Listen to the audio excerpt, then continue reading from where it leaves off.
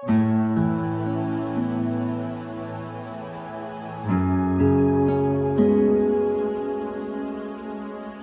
Audio vous présente Quiétude, à l'écoute de sa nature essentielle, par Eckhart Tolle.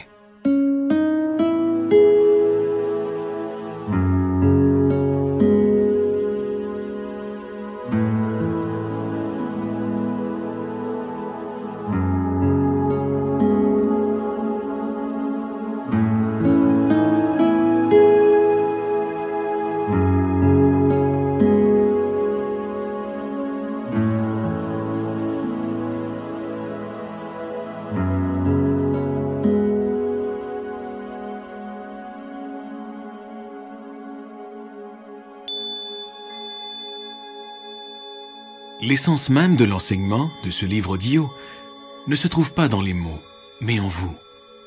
Il serait bon au fil de l'écoute de vous le remémorer, de le ressentir. Les mots ne sont que des panneaux indicateurs. Ce qu'ils montrent n'est pas du domaine de la pensée, mais appartient à une dimension de vous qui est plus profonde et infiniment plus vaste que la pensée. Cette dimension est notamment empreinte d'une paix intensément vivante. Tout comme chaque véritable enseignant spirituel, les pensées de ce livre audio ne disent pas « regarde-moi », mais « regarde plus loin que moi ». Comme elles émanent du calme, elles ont un pouvoir, celui de vous ramener au calme dont elles sont issues. Cette quiétude est aussi la paix intérieure, et les deux constituent l'essence de qui vous êtes. Et c'est cet état d'être qui sauvera et transformera le monde.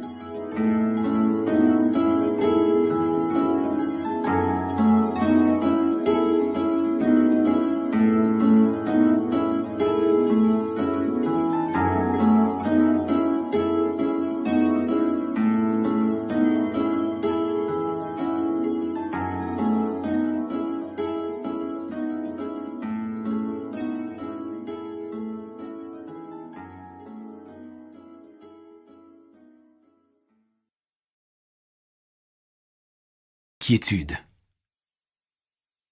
En perdant contact avec sa quiétude intérieure, c'est avec soi-même que l'on perd contact. En perdant contact avec soi-même, on se perd dans le monde. Le sentiment le plus intime de soi, de son essence, est inséparable du calme intérieur. C'est le « je suis » plus profond que le nom et la forme.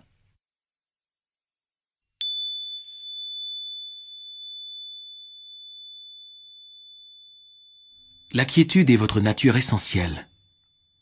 Quelle est-elle en fait? C'est l'espace intérieur ou la conscience dans laquelle les mots de cet enregistrement sont perçus et deviennent des pensées. Sans cette conscience, il n'y aurait ni perception, ni pensée, ni monde. Vous êtes cette conscience dissimulée sous l'apparence d'une personne. L'équivalent du bruit extérieur, c'est le bruit intérieur de la pensée. L'équivalent du silence extérieur, c'est le calme intérieur. Chaque fois qu'un silence vous entoure, écoutez-le, remarquez-le, tout simplement. Accordez-y votre attention. L'écoute du silence éveille en vous la dimension du calme, car ce n'est qu'en toute tranquillité que l'on prend conscience du silence. Voyez, dès que vous remarquez le silence alentour, vous ne pensez pas. Vous êtes conscient sans penser. Lorsque vous prenez conscience du silence, cette vigilance intérieure est immédiate. Vous voilà présent. Vous voilà sorti de millénaires de conditionnement humain collectif. Regardez un arbre, une fleur, une plante. Laissez votre conscience s'y reposer. Sentez la paix mystique de cet être, profondément enraciné dans l'être. Laissez la nature vous enseigner la paix de l'âme. Si, en regardant un arbre, vous en percevez le calme, vous devenez calme à votre tour. Vous voilà en relation sur un plan très profond. Vous ressentez l'unité avec tout ce que vous percevez dans et par ce calme. Se sentir uni à tout, c'est aimer. Le silence est utile, mais non indispensable pour trouver la quiétude. Même dans le bruit, vous pouvez porter attention au calme de fond, à l'espace dans lequel survient ce bruit. Cet espace intérieur de pure vigilance, c'est la conscience même. Vous pouvez devenir attentif à la conscience qui soutient toutes vos perceptions sensorielles, toute votre pensée. Dès lors, apparaît la tranquillité de l'âme. Tout bruit dérangeant peut être aussi utile que le silence. Comment? Si vous abandonnez votre résistance intérieure au bruit, si vous laissez celui-ci être comme il est, cette acceptation vous amène aussi à ce domaine de paix intérieure qu'est le calme. Chaque fois que vous acceptez profondément ce moment tel qu'il est, quelle que soit sa forme, vous êtes calme, paisible. Accordez votre attention à l'écart entre deux pensées, l'espace bref et silencieux entre les paroles d'une conversation, entre les notes d'un piano ou d'une flûte, ou l'écart entre l'inspiration et l'expiration. Alors la conscience de quelque chose devient la simple conscience. La dimension informe de la conscience pure surgit en vous et remplace l'identification à la forme. L'intelligence véritable agit dans le silence. Le calme est l'espace de la créativité et des solutions. Le calme est-il une simple absence de bruit et de contenu? Non. Il est l'intelligence même, la conscience sous-jacente où naît chaque forme. Et comment pourrait-il être séparé de votre être? La forme que vous croyez être en provient et est soutenue par lui. C'est l'essence de toutes les galaxies et de tous les brins d'herbe, de toutes les fleurs, de tous les arbres, de tous les oiseaux et de toutes les autres formes. Lorsqu'on regarde dans le calme un arbre ou un être humain, qui regarde? Quelque chose de plus profond que la personne. C'est la conscience qui regarde sa création. Dans la Bible, il est dit que Dieu créa le monde et vit que cela était bon. C'est ce que l'on voit en regardant depuis le calme dépourvu de pensée. Avez-vous besoin d'en savoir davantage? Le monde sera-t-il sauvé par un surcroît d'informations, par des ordinateurs plus rapides ou par une nouvelle analyse scientifique ou intellectuelle? N'est-ce pas de sagesse que l'humanité a le plus grand besoin maintenant? Mais qu'est-ce que la sagesse? Et où peut-on en trouver? La sagesse accompagne la capacité d'être calme. Il suffit de regarder et d'écouter. Rien de plus. Le calme, le regard et l'écoute activent en vous l'intelligence non conceptuelle. Laissez la quiétude diriger vos paroles et vos gestes.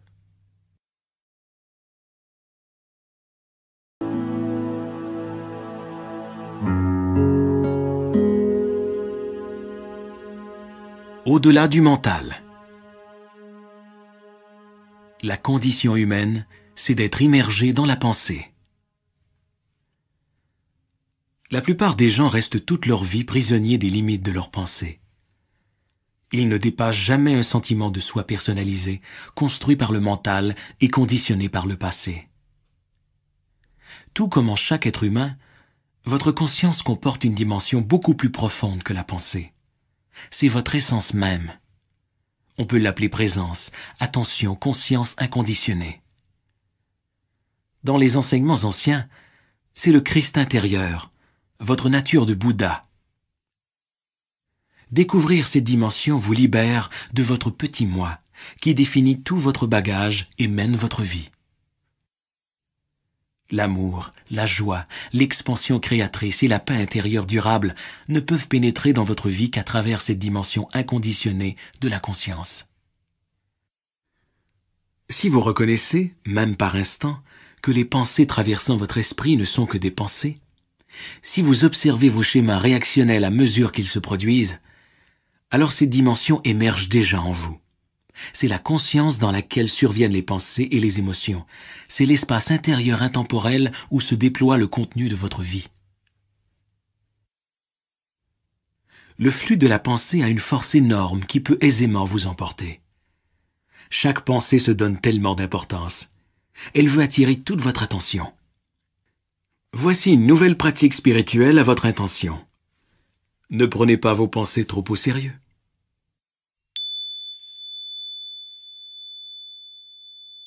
Comme il est facile de se prendre au piège de ses propres prisons conceptuelles. Le mental humain, dans son désir de connaître, de comprendre et de contrôler, prend ses opinions et points de vue pour la vérité. Il dit « c'est ainsi que cela fonctionne ».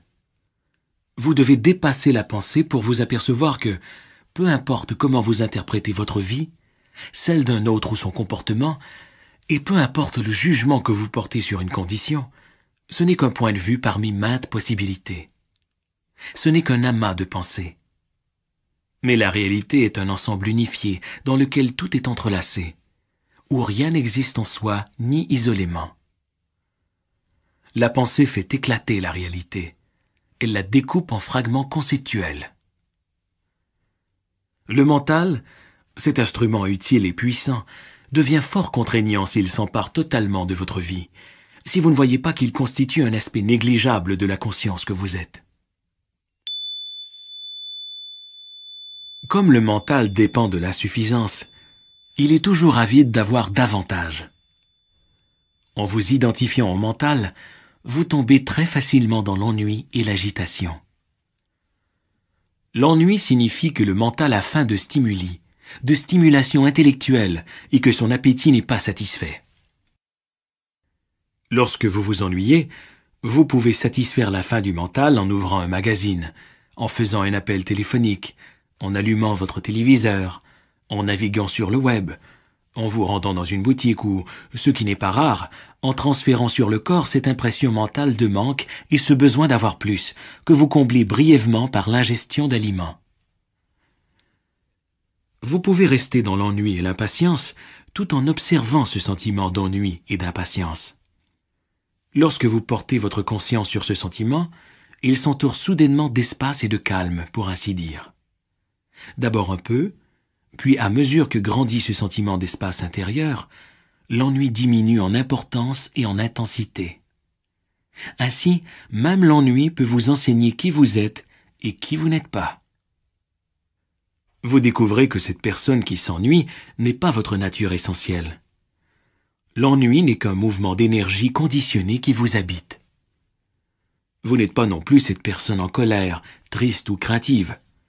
L'ennui, la colère, la tristesse ou la peur ne sont pas à vous.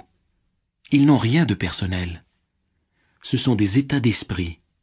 Ils vont et viennent. Rien de ce qui va et vient n'est vous. Vous êtes le fait de connaître et non l'état connu. Vous ne l'avez peut-être pas remarqué, mais de brèves périodes de conscience sans pensée se produisent déjà d'une manière naturelle et spontanée dans votre vie.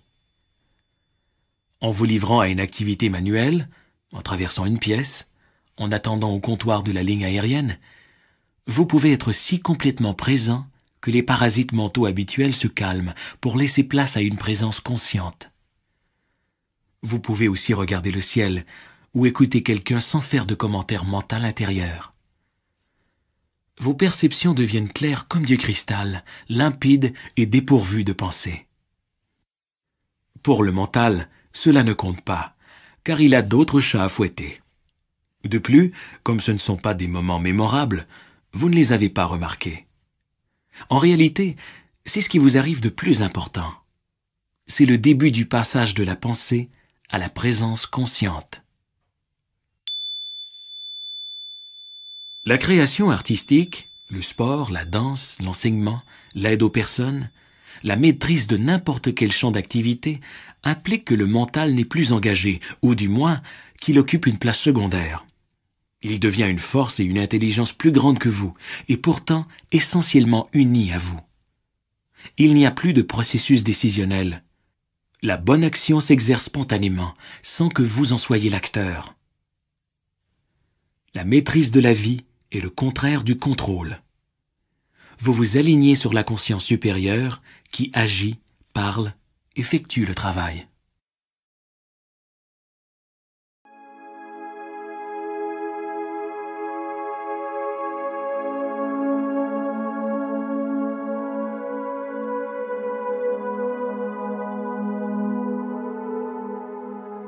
Le soi égoïque. Le mental cherche constamment non seulement de quoi réfléchir, mais de quoi alimenter son identité, son sentiment de soi. C'est ainsi que l'ego naît et se recrée continuellement. Que restera-t-il de toute la peur et de tous les désirs associés à votre condition de vie problématique qui accapare chaque jour la majeure partie de votre attention ? Un tiret de quelques centimètres entre votre date de naissance et celle de votre décès, sur votre pierre tombale. Pour le soi égoïque, c'est une pensée déprimante. Pour vous, elle est libératrice. Lorsque chaque pensée absorbe votre attention, c'est que vous vous identifiez à la voix dans votre tête. La pensée devient alors investie d'un sentiment de soi. C'est l'ego, c'est-à-dire un soi créé par le mental. Ce soi de construction mentale se sent incomplet et précaire. C'est pourquoi la peur et le désir sont ses émotions et ses forces motivantes prédominantes. Lorsque vous reconnaissez dans votre tête une voix qui prétend être vous et ne cesse de parler, vous vous éveillez de votre identification inconsciente au flux de la pensée. En remarquant cette voix, vous vous apercevez que vous n'êtes pas le penseur, mais la conscience. Savoir qu'on est la conscience derrière la voix, c'est être libre.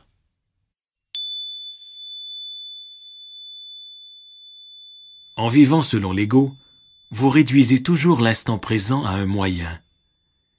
Vous vivez pour l'avenir, et lorsque vous atteignez vos buts, ils ne vous satisfont pas, du moins pas pour longtemps.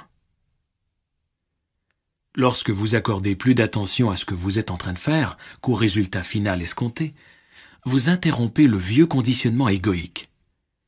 Votre action devient alors non seulement beaucoup plus efficace, mais infiniment plus épanouissante et joyeuse. Presque tout ego renferme au moins un élément de ce que l'on pourrait appeler l'identité de victime. Certaines personnes ont d'elles-mêmes une image de victime tellement forte que celle-ci devient le noyau central de leur ego. Le ressentiment et les griefs forment une part essentielle de leur sentiment de soi. Même si vos griefs sont complètement justifiés, vous vous êtes construit une identité comparable à une prison dont les barreaux sont constitués de formes pensées. Voyez ce que vous êtes en train de vous faire, ou plutôt ce que votre mental est en train de vous faire. Sentez votre attachement émotionnel à l'égard de votre récit de victime et prenez conscience de votre tendance compulsive à y penser ou à en parler. Soyez présent en tant que témoin de votre état intérieur. Vous n'avez rien à faire. Avec la conscience vient la transformation et la liberté. Les plaintes et la réactivité sont les schémas mentaux pour lesquels l'ego se renforce le plus volontiers. Chez bien des gens, l'activité mentale et émotionnelle consiste largement à se plaindre et à réagir à ceci ou à cela. Ce faisant, ils donnent tort aux autres et à une condition, et raison à eux-mêmes. En se donnant raison, on se sent supérieur, et en se sentant supérieur, on renforce son sentiment de soi. En réalité, bien sûr, on ne fait que renforcer l'illusion de l'ego. Pouvez-vous observer ces tendances en vous et reconnaître pour ce qu'elle est la voix qui se plaint dans votre tête? La structure même du soi égoïque comporte un besoin d'opposition, de résistance et d'exclusion, destiné à maintenir le sentiment de séparation dont dépend sa survie. C'est donc moi contre l'autre, nous contre eux. L'ego a besoin d'un conflit avec quelque chose ou quelqu'un. Cela explique pourquoi on recherche la paix, la joie et l'amour sans pouvoir les tolérer très longtemps. On prétend vouloir le bonheur, mais on est accroché au malheur. En définitive, votre malheur ne vient pas de votre condition de vie, mais du conditionnement de votre esprit. Entretenez-vous des sentiments de culpabilité à propos d'une chose que vous avez faite ou non dans le passé? Une chose est sûre, vous avez agi en fonction de votre conscience, ou plutôt inconscience, de l'époque. Une plus grande conscience vous aurait permis d'agir différemment. La culpabilité est un autre exemple des efforts de l'ego en vue de créer une identité, un sentiment de soi. Que ce dernier soit positif ou négatif importe peu à l'ego. Ce que vous avez fait ou non était une manifestation de l'inconscience humaine. Mais l'ego la personnalise en disant « j'ai fait cela » et vous en retenez une mauvaise image mentale de vous. Tout au long de l'histoire, les humains se sont mutuellement infligés d'innombrables actes de violence, cruels et blessants, et continuent ainsi. Faut-il les condamner? Sont-ils tous coupables? Ou ces gestes sont-ils de simples expressions de l'inconscience, un stade de l'évolution que nous sommes à dépasser? Les paroles de Jésus « Pardonnez-leur car ils ne savent pas ce qu'ils font » s'appliquent aussi à vous-même.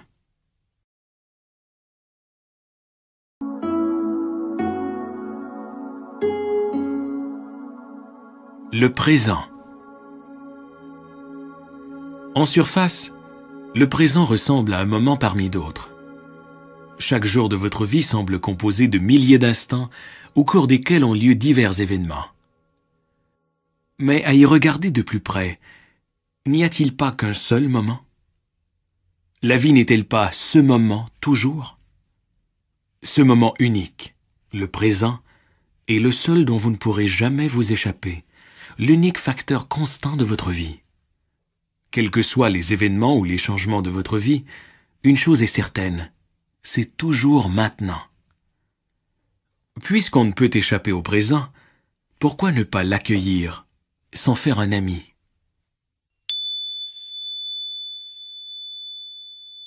Lorsque vous devenez l'ami du moment présent, vous voilà à l'aise partout. Lorsque vous ne vous sentez pas à l'aise dans le présent, où que vous alliez, vous portez ce malaise avec vous. Le moment présent est comme il est. La division de la vie en passé, présent et futur est une construction mentale et en définitive illusoire. Le passé et le futur sont des formes pensées, des abstractions mentales. On ne peut se rappeler le passé que maintenant. Ce que vous vous rappelez est un événement survenu dans le présent, que vous vous rappelez maintenant. Le futur, lorsqu'il arrive, est le présent. Donc, tout ce qui est réel, la seule chose à jamais se produire, c'est vraiment le présent. En définitive, vous ne devenez responsable de la vie qu'en assumant la responsabilité de cet instant, maintenant. Voilà pourquoi le présent est le seul espace de vie. Prendre la responsabilité de cet instant, ce n'est pas s'opposer intérieurement à la forme qu'adopte le présent, ne pas discuter avec ce qui est, mais bien plutôt s'aligner sur la vie. Le présent est ainsi parce qu'il ne peut en être autrement. Ce que les bouddhistes ont toujours su, les physiciens le confirment à présent. Il n'y a ni objet, ni événement isolé. Sous l'apparence superficielle, tout est interrelié, tout fait partie de la totalité du cosmos, qui a suscité la forme que prend cet instant. En acquiesçant à ce qui est, vous vous alignez sur le pouvoir et l'intelligence de la vie même. Alors seulement, vous pouvez devenir un agent de changement positif dans le monde. Une pratique spirituelle simple mais radicale consiste à accepter tout ce qui survient dans le présent, en soi et en dehors. Dès que vous entrez dans le présent avec votre attention, vous réalisez que la vie est sacrée. Lorsque vous êtes présent, tout ce que vous percevez a un caractère sacré. Plus vous vivez dans le présent, plus vous ressentez la joie simple mais profonde de l'être et du caractère sacré de toute vie. Les pensées, les émotions, les perceptions sensorielles et toutes vos expériences composent le contenu de votre vie. Ma vie, c'est ce dont vous tirez votre sentiment de soi, et ma vie, c'est du contenu, ou du moins ce que vous croyez. Vous négligez continuellement l'évidence même. Votre sens le plus intime du « je suis » n'a rien à voir avec ce qui se passe dans votre vie, ni avec son contenu. Ce sentiment de « je suis » est uni au présent. Il est toujours le même. Dans l'enfance et la vieillesse, la santé ou la maladie, le succès ou l'échec, le « je suis », l'espace du présent, demeure inchangé en profondeur. Comme vous le confondez habituellement avec le contenu, vous ne le vivez, comme le présent, que d'une manière faible et indirecte par le contenu de votre vie. Autrement dit, votre sentiment d'être est obscurci par les circonstances, le flux de votre pensée et les 1000 choses de ce monde. Le présent est assombri par le temps. Vous oubliez donc votre enracinement dans l'être, votre réalité divine, et vous vous perdez dans le monde. La confusion, la colère, la dépression, la violence et le conflit surviennent lorsque les humains oublient qui ils sont. Pour retourner chez soi, il est facile de se rappeler la vérité. Je ne suis ni mes pensées, ni mes émotions, ni mes perceptions sensorielles, ni mes expériences. Je ne suis pas le contenu de ma vie. Je suis la vie. Je suis l'espace dans lequel tout se produit. Je suis la conscience. Je suis le présent. Je suis.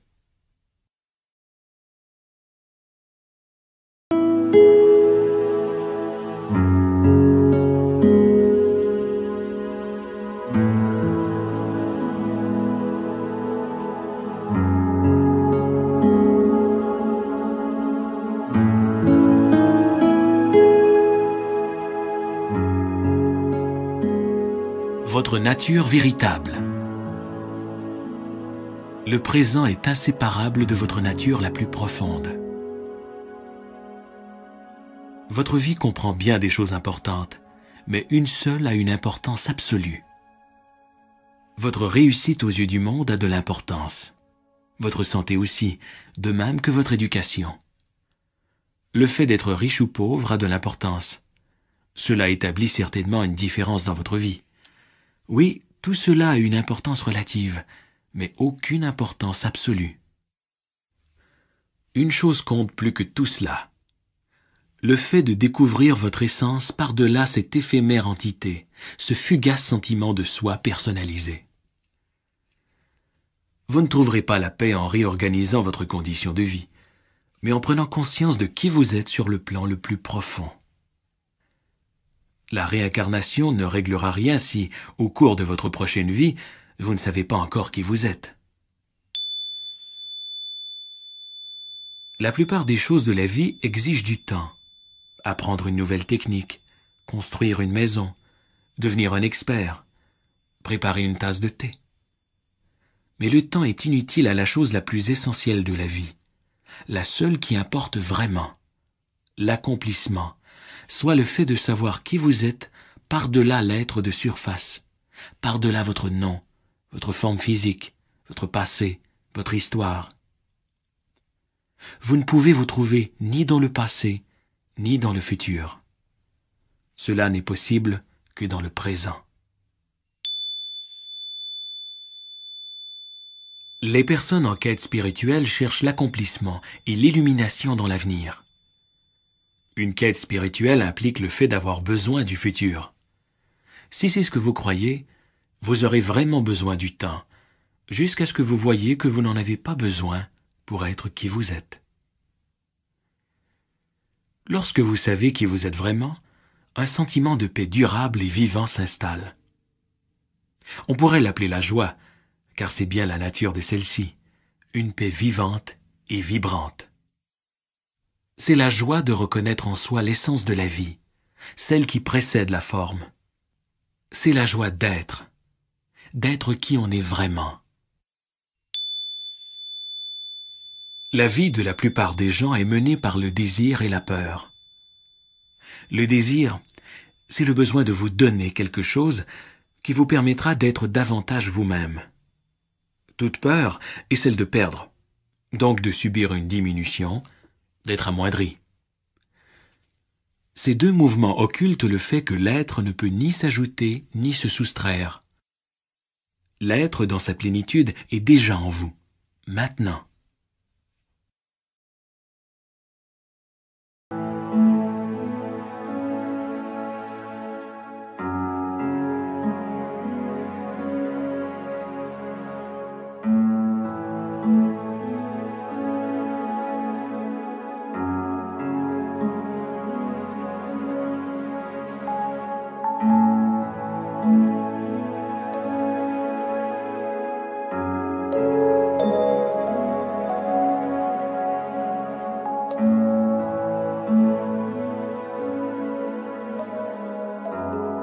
l'acceptation et le lâcher-prise. Chaque fois que vous le pouvez, regardez en vous pour voir si vous êtes en train de créer inconsciemment un conflit entre l'intérieur et l'extérieur, entre votre condition extérieure à cet instant, où vous êtes, avec qui vous êtes ou ce que vous faites, et vos pensées et sentiments. Sentez-vous à quel point il est pénible de s'opposer intérieurement à ce qui est? En le reconnaissant, vous vous voyez maintenant libre de laisser tomber ce conflit futile, cet état de guerre intérieure.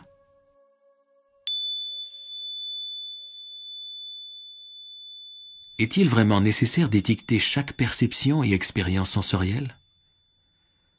A-t-on vraiment besoin d'une relation réactive d'attirance ou d'aversion avec la vie, de conflits presque continus avec des situations et des gens? Ou bien est-ce qu'une habitude mentale que l'on peut rompre? Non pas en faisant quelque chose, mais en laissant ce moment être comme il est.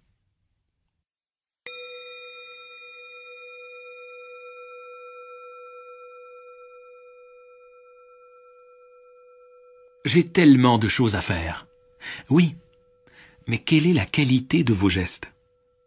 En vous rendant au travail, en parlant à des clients, en travaillant à l'ordinateur, en effectuant des courses, en vous occupant des innombrables composantes de votre quotidien, êtes-vous pleinement dans ce que vous faites? Vos agissements sont-ils marqués par le lâcher-prise ou par la rigidité? C'est cela qui détermine votre succès dans la vie, et non la quantité de vos efforts. L'effort implique le stress et la tension, le besoin d'atteindre un stade futur ou d'accomplir un certain résultat. Détectez-vous en vous la moindre absence de désir de ce que vous êtes en train de faire? Comme vous êtes à nier la vie, aucun résultat heureux n'est possible. Si vous détectez cet état en vous, pouvez-vous également le laisser tomber et vous plonger entièrement dans ce que vous faites? Une chose à la fois. C'est ainsi qu'un maître zen définissait l'essence du zen. Faire une chose à la fois, c'est vous plonger entièrement dans ce que vous faites à l'instant, y accorder toute votre attention. C'est agir dans le lâcher-prise, dans la maîtrise. Votre acceptation de ce qui est vous amène à un plan plus profond où votre état intérieur, de même que votre sentiment de soi, ne dépend plus des jugements moraux du mental. Lorsque vous dites oui à la vie telle qu'elle est, lorsque vous acceptez ce moment tel qu'il est, vous éprouvez un sentiment d'ampleur imprégné d'une paix profonde. En surface, vous êtes peut-être encore heureux lorsqu'il fait beau, et pas autant lorsqu'il pleut. Vous pouvez être heureux de gagner 1 million et malheureux de perdre tous vos biens. Toutefois, ni le bonheur, ni le malheur ne vont jusqu'à cette profondeur. Ce sont des vaguelettes à la surface de votre être. La paix sous-jacente demeure imperturbable en vous, quelle que soit la nature de la condition extérieure. Le oui à ce qui est révèle en vous une dimension de profondeur qui ne dépend ni des conditions extérieures, ni des conditions intérieures de pensée et d'émotion en constante fluctuation. Il est tellement plus facile de lâcher prise en voyant la nature fugace de toutes les expériences et le fait que le monde ne peut rien vous procurer de durable. Vous continuez alors de rencontrer des gens, de vous engager dans des expériences et des activités, mais sans les désirs et les peurs du soi égoïque. En somme, vous n'exigez plus qu'une situation, qu'une personne, qu'un lieu ou qu'un événement vous satisfasse ou vous rende heureux. Sa nature transitoire et imparfaite a le droit d'exister. Et le miracle, c'est que lorsque vous n'exigez plus rien, chaque situation, chaque personne, chaque endroit ou événement devient non seulement satisfaisant, mais aussi plus harmonieux, plus paisible. Le lâcher-prise vient lorsque vous ne demandez plus « Pourquoi cela m'arrive-t-il » Un bien profond se cache même dans la situation la plus inacceptable et la plus pénible en apparence, et tout désastre renferme le germe de la grâce.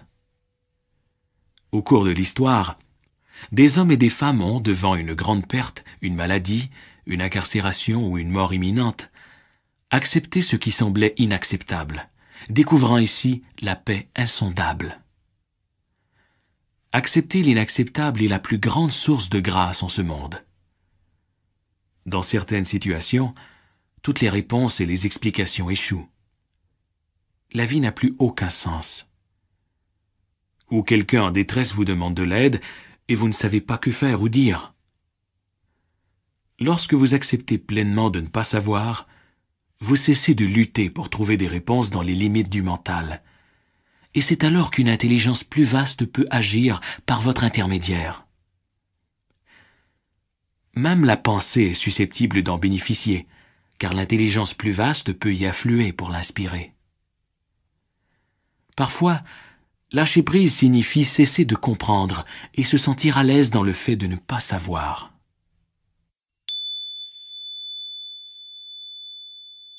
Tout ce que vous acceptez entièrement vous mène à la paix. Même l'impossibilité d'accepter, même la résistance. Laissez la vie tranquille. Laissez-la être.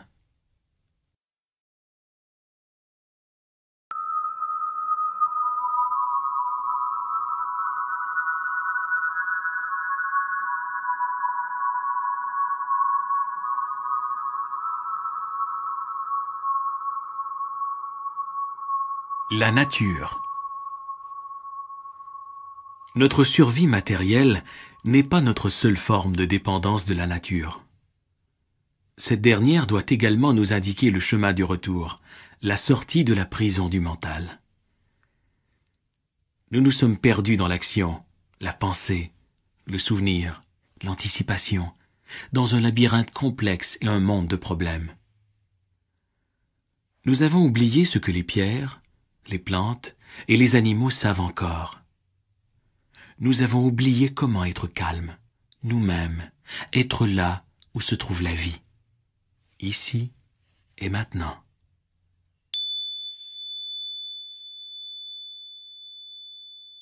Pour porter attention à une pierre, à un arbre ou à un animal, il ne s'agit pas d'y penser, mais de le percevoir, de l'entretenir dans votre conscience. Une part de son essence vous parvient alors. Lorsque vous sentez le calme de cet être, ce calme émerge en vous. En vous promenant, en vous reposant dans la nature, accordez-lui votre respect par une présence entière. Soyez calme. Regardez. Écoutez. Voyez comme chaque animal, chaque végétal est tout à fait lui-même. À la différence des humains, il ne s'est pas scindé. Comme sa vie ne dépend pas d'une image mentale de lui-même, il ne se soucie pas de la protéger ni de l'améliorer. Le cerf est lui-même. La jonquille est elle-même. Tout, dans la nature, est uni non seulement en soi, mais aussi à la totalité. Rien ne s'y retirait de la trame de l'univers en proclamant une existence séparée, moi et le reste de l'univers. La contemplation de la nature peut vous libérer de ce moi, le grand fauteur de troubles.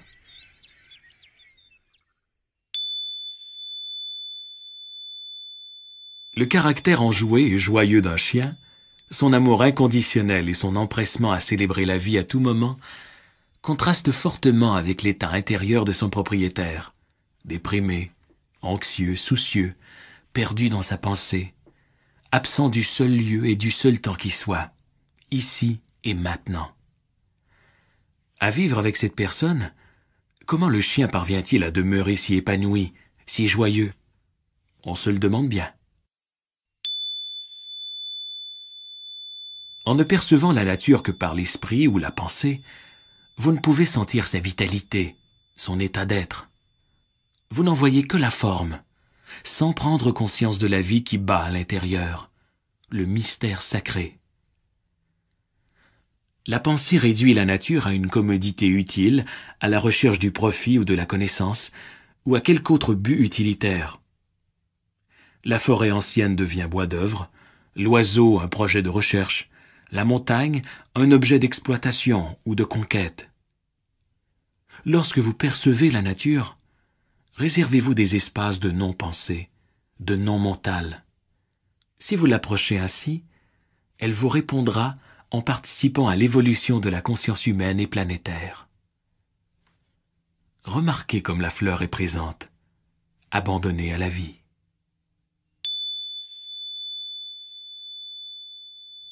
L'air que vous respirez est la nature, tout comme le processus même de la respiration. Portez attention à votre respiration et prenez conscience du fait que vous n'y êtes pour rien. C'est la respiration de la nature. Si vous deviez vous rappeler de respirer, vous mourriez bientôt. Si vous tentiez d'arrêter de respirer, la nature prévaudrait. La façon la plus intime et la plus forte de vous relier à la nature consiste à prendre conscience de votre respiration et à apprendre à y maintenir votre attention. C'est salutaire et profondément valorisant. La conscience passe alors du monde conceptuel de la pensée au domaine intérieur de la conscience inconditionnée. Seul le calme intérieur vous donne accès au calme des pierres, des plantes et des animaux. Lorsque votre mental bruyant se retire, vous pouvez vous relier profondément à la nature et dépasser le sentiment de séparation créé par l'excès de pensée. La pensée est un stade de l'évolution de la vie. La nature baigne dans un calme innocent, préalable à la venue de la pensée. L'arbre, la fleur, l'oiseau, la pierre n'ont pas conscience de leur beauté ni de leur caractère sacré. Par le calme, les humains dépassent la pensée et accèdent à une dimension supplémentaire de certitude, de conscience. La nature peut vous amener au calme. C'est le cadeau qu'elle vous offre. Lorsque vous l'apercevez et la rejoignez dans le champ de calme, ce champ s'imprègne de votre conscience. C'est votre cadeau à la nature. Par vous, la nature prend conscience d'elle-même. Elle vous a attendu, pour ainsi dire, pendant des millions d'années.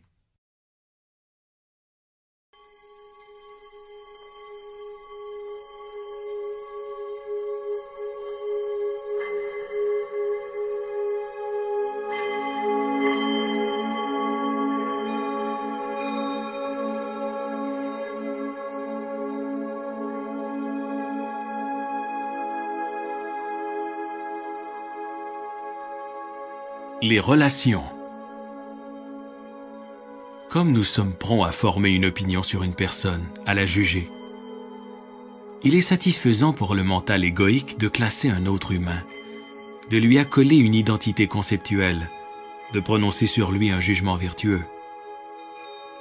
Chaque être humain est conditionné à penser et à se comporter de certaines façons, généralement par des expériences vécues dans l'enfance et par son environnement culturel. Vous ne voyez pas l'essence de cette personne, mais son apparence. En jugeant quelqu'un, vous confondez sa nature avec ses schémas mentaux conditionnés. Cette attitude est en soi un schéma profondément conditionné et inconscient. Vous lui attribuez une identité conceptuelle et fausse qui devient une prison non seulement pour lui, mais aussi pour vous-même. Ne plus juger une personne, ce n'est pas de ne pas voir ses gestes. C'est reconnaître que son comportement correspond à une forme de conditionnement et que vous la voyez et l'acceptez ainsi. Ce n'est pas lui fabriquer une identité.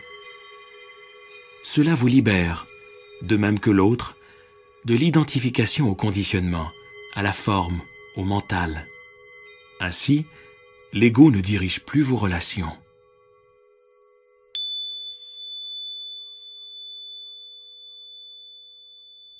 Tant que l'ego dirige votre vie, la plupart de vos pensées, de vos émotions et de vos gestes émanent du désir et de la peur. Alors, dans les relations, vous désirez ou craignez quelque chose de l'autre. Ce que vous voulez de lui, c'est peut-être le plaisir ou le gain matériel, la reconnaissance, des louanges ou de l'attention, ou un renforcement de votre sentiment de soi par la comparaison et l'affirmation que vous êtes supérieur à lui, du point de vue de l'être, de l'avoir ou des connaissances. Ce que vous craignez, c'est le contraire, qu'il puisse d'une façon ou d'une autre diminuer votre sentiment de soi. Lorsque vous focalisez votre attention sur le moment présent, au lieu d'en faire usage comme d'un simple moyen, vous dépassez l'ego et l'impulsion inconsciente d'utiliser les gens pour vous mettre en valeur à leurs dépens. En accordant toute votre attention à votre interlocuteur, vous écartez de la relation le passé et le futur, sauf pour des questions pratiques. En étant pleinement présent à votre interlocuteur, vous renoncez à l'identité conceptuelle que vous lui avez fabriquée, votre interprétation de son identité et de son passé, et pouvez interagir sans les impulsions égoïques du désir et de la peur. La clé, c'est l'attention, qui est la quiétude éveillée. Comme c'est merveilleux de dépasser le désir et la peur dans les relations. L'amour ne veut ni ne craint rien.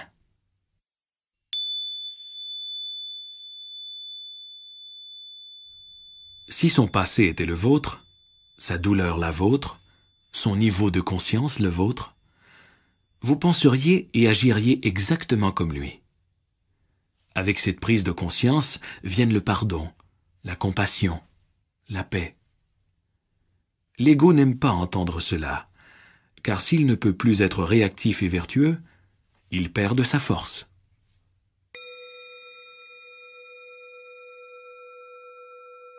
L'écoute véritable apporte le calme dans la relation. Lorsque vous écoutez vraiment, la dimension du calme émerge, devenant un aspect essentiel de la relation. Mais l'écoute véritable est un talent rare. Habituellement, une personne accorde une grande part de son attention à sa pensée. Au mieux, elle peut évaluer vos paroles ou préparer son prochain propos, ou elle n'écoute peut-être pas du tout, perdue dans ses propres pensées. L'écoute véritable dépasse largement la perception auditive. C'est l'attention éveillée, un espace de présence dans lequel les paroles sont reçues. Celles-ci deviennent alors secondaires, pouvant ou non avoir un sens. Ce qui compte, bien plus que ce que vous écoutez, c'est l'écoute même. L'espace de présence consciente se manifeste dans votre écoute. Cet espace est un champ de conscience homogène dans lequel vous rencontrez l'autre sans les barrières créées par la pensée conceptuelle. Ainsi, cette personne n'est plus autre. Dans cet espace, vous êtes tous deux reliés en une seule conscience. Vivez-vous des drames fréquents et répétitifs dans vos relations intimes? Des désagréments relativement insignifiants déclenchent-ils souvent des discussions violentes et une douleur émotionnelle? Cela repose sur les schémas égoïques de base, soit le besoin d'avoir raison et bien sûr de donner tort à l'autre. En somme, sur l'identification à des positions mentales. Il y a aussi le besoin de l'ego d'être en conflit périodique avec une chose ou une personne afin de renforcer son sentiment de séparation entre moi et l'autre, condition essentielle à sa survie. S'y ajoute l'accumulation de la douleur émotionnelle antérieure que vous portez, comme tout être humain, celle de votre passé personnel et de la douleur collective de l'humanité fort ancienne. Ce corps de souffrance est un champ d'énergie intérieure qui s'empare sporadiquement de vous, par besoin de ressentir une plus grande douleur émotionnelle, pour s'en nourrir et se reconstituer. Il tente de contrôler votre pensée et de la rendre profondément négative. En réalité, il adore vos pensées négatives. Comme il résonne à leur fréquence, il peut s'en nourrir aussi.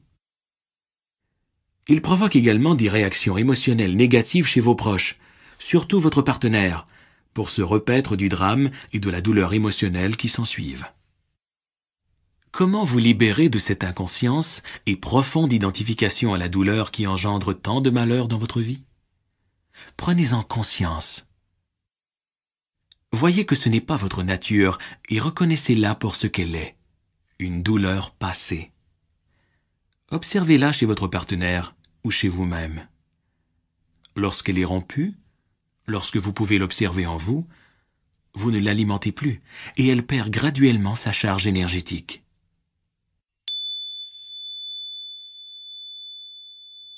L'interaction humaine peut être un enfer ou une grande pratique spirituelle.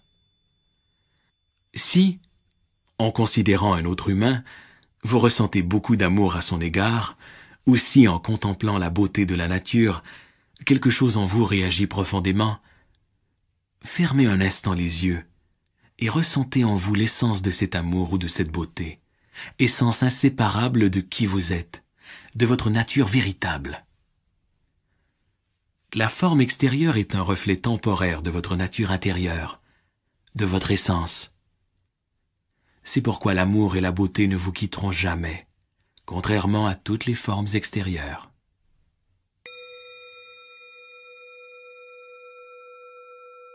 Lorsque vous rencontrez quelqu'un, ne serait-ce que brièvement, reconnaissez-vous son être en lui accordant toute votre attention, ou bien le réduisez-vous à un simple moyen, à une fonction ou un rôle? Quelle est la qualité de votre relation avec la caissière du supermarché, le préposé au stationnement, le réparateur, le client? Un moment d'attention suffit. Lorsque vous regardez ou écoutez cette personne, un calme éveillé se produit, de 2 ou 3 secondes, peut-être d'une durée plus longue. Cela suffit pour qu'émerge quelque chose de plus réel que les rôles habituels auxquels nous nous identifions. Tous les rôles font partie de la conscience conditionnée qu'est le mental humain. Ce qui se révèle par le geste attentif, c'est l'inconditionné, votre nature essentielle derrière votre nom et votre forme. Vous n'êtes plus en train de jouer un scénario, vous devenez réel. Lorsque cette dimension monte du fond de vous, elle l'attire aussi chez l'autre. En définitive, il n'y a bien entendu personne d'autre. C'est toujours vous-même que vous rencontrez.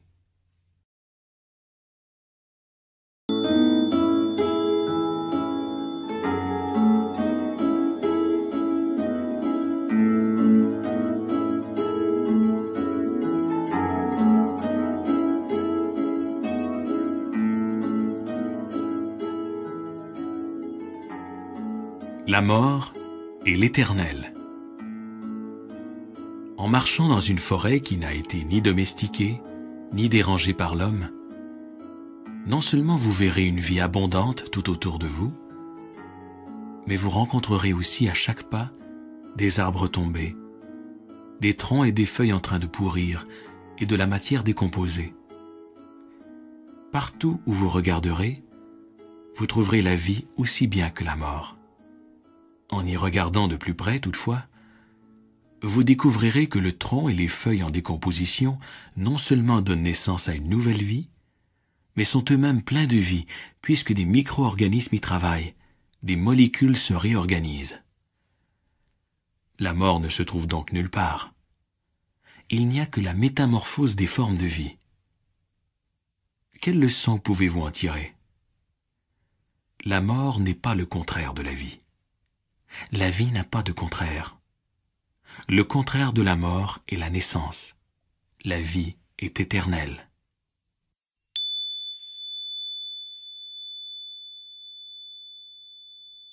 Vous savez bien sûr que vous allez mourir, mais cela demeure un simple concept mental jusqu'à votre première rencontre personnelle avec la mort. Une grave maladie, ou un accident qui vous arrive, ou afflige un proche, ou le décès d'un être aimé.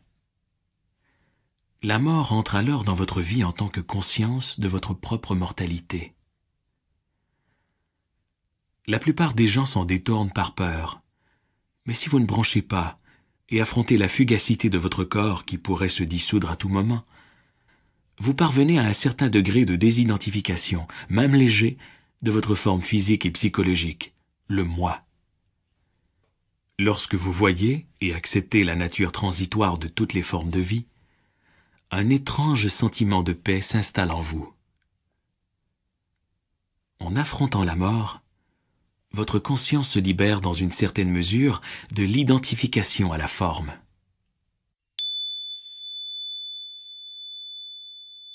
Chaque fois qu'une perte profonde survient dans votre vie, celle de vos biens, de votre maison, d'une relation intime, ou celle de votre réputation, de votre travail, ou de vos capacités physiques, quelque chose meurt en vous. Vous vous sentez diminué dans votre sentiment d'identité. Vous pouvez également ressentir une certaine désorientation. Sans cela, qui suis-je? Lorsqu'une forme que vous aviez inconsciemment identifiée à une partie de vous-même vous quitte ou se dissout, ce peut être extrêmement pénible. Elle laisse un trou, pour ainsi dire, dans le tissu de votre existence. Dans ce cas, ne niez pas et n'ignorez pas votre douleur ni votre tristesse. Acceptez leur présence. Méfiez-vous de la tendance de votre mental à élaborer autour de cette perte une histoire dans laquelle vous vous donnez le rôle de victime. La peur, la colère, le ressentiment ou l'apitoiement sur soi sont les émotions qui accompagnent ce rôle.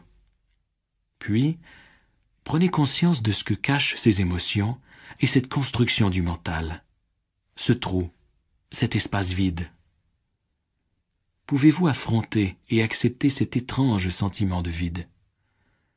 Le cas échéant, vous découvrirez peut-être que cet espace n'est pas si terrifiant. Vous aurez peut-être la surprise de constater qu'une paix en émane.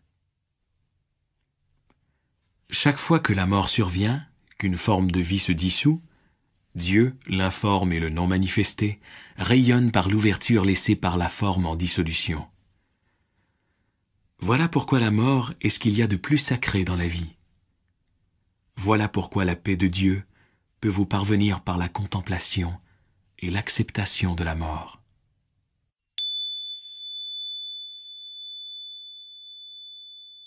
Comme chaque expérience humaine est éphémère, comme nos vies sont fugaces, y a-t-il quelque chose qui ne soit pas sujet à la naissance et à la mort? Quelque chose d'éternel? Réfléchissez. S'il n'y avait qu'une seule couleur, disons le bleu, et que le monde entier, avec tout ce qu'il comprend, était bleu, il n'y aurait pas de bleu. Pour que l'on puisse reconnaître le bleu, il doit y avoir quelque chose qui ne l'est pas. Autrement, il ne ressortirait pas, il n'existerait pas. De même, ne faut-il pas quelque chose qui n'est ni fugace ni transitoire pour que soit reconnue la fugacité de toute chose? Autrement dit, si tout était transitoire, y compris vous-même, le seriez-vous? Puisque vous avez conscience de la nature éphémère de toutes les formes, y compris la vôtre, et que vous pouvez l'observer, n'est-ce pas un signe que quelque chose en vous n'est pas sujet à la décomposition?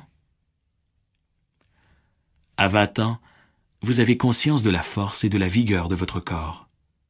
60 ans plus tard, vous avez conscience de sa faiblesse et de sa vieillesse. Votre pensée a peut-être changé, elle aussi, depuis vos 20 ans, mais la conscience de la jeunesse ou de la vieillesse du corps, ou du changement de votre pensée, n'a subi, elle, aucune modification. Cette conscience, c'est l'éternel en vous. La conscience même, c'est la vie, une et sans forme. Pouvez-vous la perdre? Non, car c'est ce que vous êtes. Juste avant de mourir, certaines personnes deviennent profondément paisibles et presque lumineuses, comme si quelque chose luisait à travers la forme en dissolution. Il arrive parfois que des gens très malades ou vieux deviennent en quelque sorte presque transparents au cours des ultimes semaines, mois ou même années de leur vie. Lorsqu'ils vous regardent, vous voyez une lueur dans leurs yeux. La souffrance psychologique a disparu. Comme ils ont lâché prise, la personne, ce moi égoïque construit par le mental, s'est déjà dissoute. Ils sont morts avant de mourir et ont trouvé une paix intérieure profonde, soit la conscience de leur part immortelle.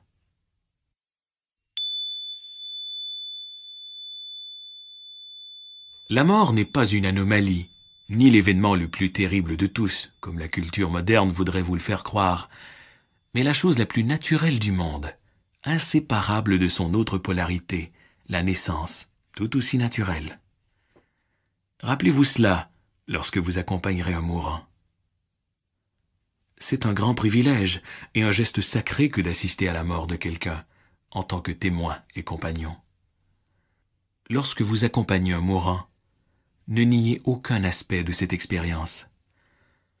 Ne niez pas ce qui est en train de se passer, ni vos sentiments.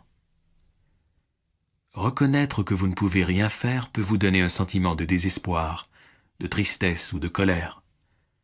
Acceptez ce que vous ressentez. Puis, faites un pas de plus. Acceptez votre impuissance. Acceptez-la complètement. Vous ne dominez pas la situation. Abandonnez-vous profondément à chaque aspect de cette expérience, à vos sentiments, de même qu'à toute la douleur ou à l'inconfort du mourant. Votre conscience, en lâcher prise, et le calme qui l'accompagne, aideront grandement le mourant et faciliteront sa transition. S'il convient de prononcer quelques paroles, elles jailliront de votre calme intérieur, mais seront en somme secondaires. Avec le calme vient la bénédiction, la paix.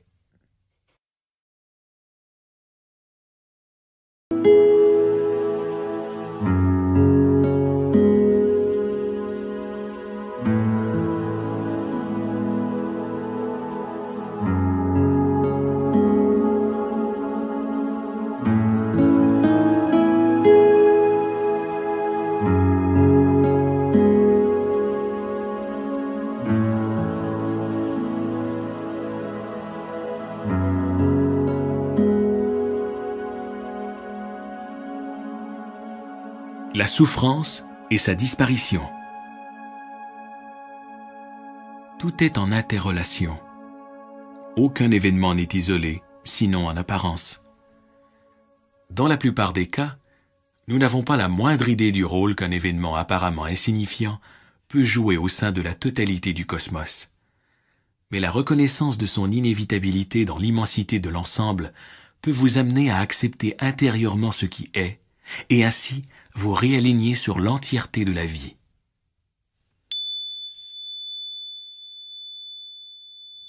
La vraie liberté et la disparition de la souffrance consiste à vivre comme si vous aviez choisi tout ce que vous ressentez ou vivez en ce moment. Cet alignement intérieur sur le présent, c'est la disparition de la souffrance.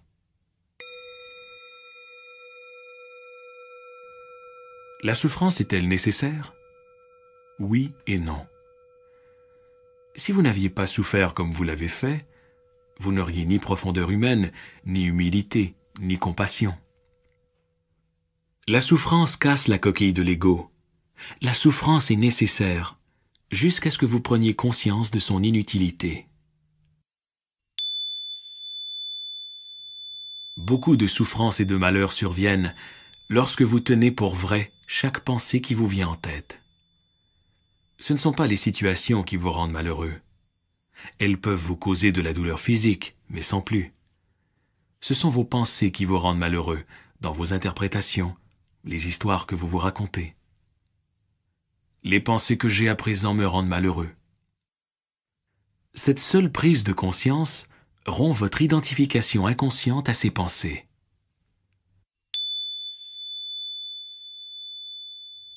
Quelle que soit votre situation dans la vie, comment vous sentiriez-vous si vous l'acceptiez telle qu'elle, dès maintenant?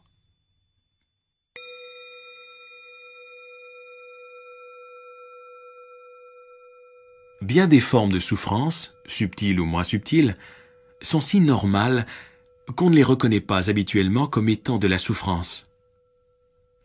Elles peuvent même donner l'impression d'être satisfaisantes pour l'ego. L'irritation, l'impatience, la colère, un ennui avec quelque chose ou quelqu'un, le ressentiment, le fait de se plaindre. Vous pouvez apprendre à reconnaître toutes ces formes de souffrance à mesure qu'elles se présentent et savoir, en ce moment, je suis en train de me faire souffrir.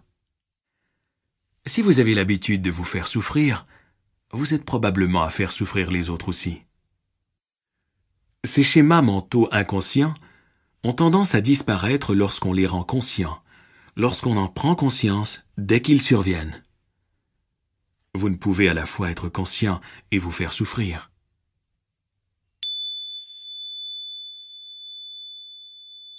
La douleur physique chronique est l'un des maîtres les plus sévères que vous puissiez avoir. Son enseignement se résume à ceci. Inutile de résister. Rien n'est plus normal que de s'opposer à la souffrance. Mais si vous pouvez laisser tomber cette opposition et plutôt permettre à la douleur d'exister, vous remarquerez peut-être une subtile séparation intérieure par rapport à la douleur, un espace entre vous et elle, pour ainsi dire. Cela signifie une souffrance consciente, volontaire. Lorsque vous souffrez consciemment, la douleur physique peut rapidement consumer l'ego en vous, puisque ce dernier est surtout fait de résistance. Il en va de même pour l'incapacité physique extrême. Lorsque vous offrez votre souffrance à Dieu, c'est une autre façon d'exprimer la même chose.